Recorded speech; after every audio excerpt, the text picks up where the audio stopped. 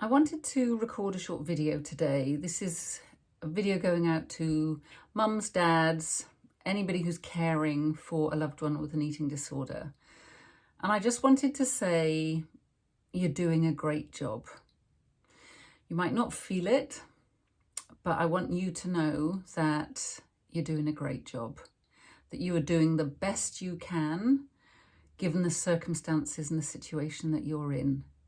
I know just how tough it is to care for somebody that you love, that you would do anything for, you'd go to the ends of the earth for. And it's a really tough thing that you're being asked to do here, which is to care for them when they have been taken over, is what it feels like, by an eating disorder. And it's really tough. I just want to acknowledge that. I know how that feels. Now, your circumstances and situation is going to be completely different to what I went through when B was ill. But I do understand. I do understand because I've been there too. And it's tough. And I just want you to pause a moment and to acknowledge that. Because we're often in such a frenzy, such a hurry to try and do everything we can to help them, to make them happy again, make them smile again, to get rid of this eating disorder.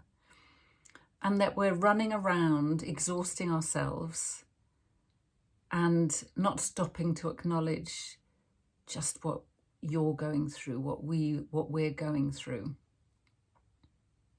So I'm here to say that to you, let's take a minute's pause, just to stop and breathe for a moment. Can you do that right now? Just to sit or stand wherever you're watching this video and just take a moment.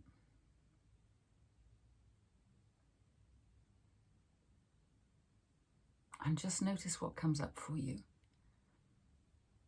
And if it's a busy mind, it's just asking that to rest a minute, just to pause. Because this is really important, that you take some time just to be for yourself, to settle. You know, as I've said many times before, this is making sure that you've got your oxygen mask on, like we're told on the air when we're on the plane before it takes off, is to make sure you've got your oxygen mask on before you help anybody else with theirs. And I know that this feels counterintuitive. How can I take time and rest when I've got somebody else that is in desperate need of my support?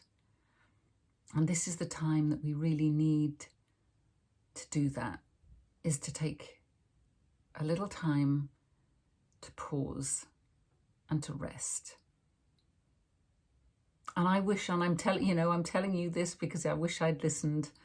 I wish I'd done this when B was ill, because I was running on empty so much of the time, and everybody else to look after in the family too. And I was at the bottom of the list.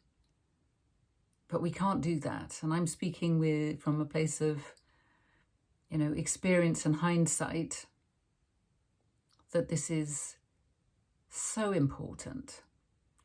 Can you take a moment today and get outside and find a bench somewhere just to sit on, even if it's for 5 minutes, even if it's for 3 inhalations and exhalations, just to stop a moment. I know you'll feel better for doing that. Maybe pop outside. I'm recording this and it's early February here in the UK. Maybe go outside and see what new signs of life there are in the garden or in the park. Yesterday I was walking with a friend and a carpet of snowdrops. I was trying to think what they were called then. Snowdrops, which are one of my favourite plants, along with hellebores And just to crouch down and have a look at them and take a moment to reconnect with what's around us, reconnect with nature, and see how much more grounded, more rooted you feel for doing that. So I hope you can do something like that for yourself today. As I say, even if just for a couple of moments. You may be watching this and be somebody with an eating disorder, and you can do the same. What if you popped outside to see what's growing in the ground, what's pushing through? A beautiful sign of hope that springs on the way. I hope that's helpful. Look forward to speaking to you again soon. Bye for now.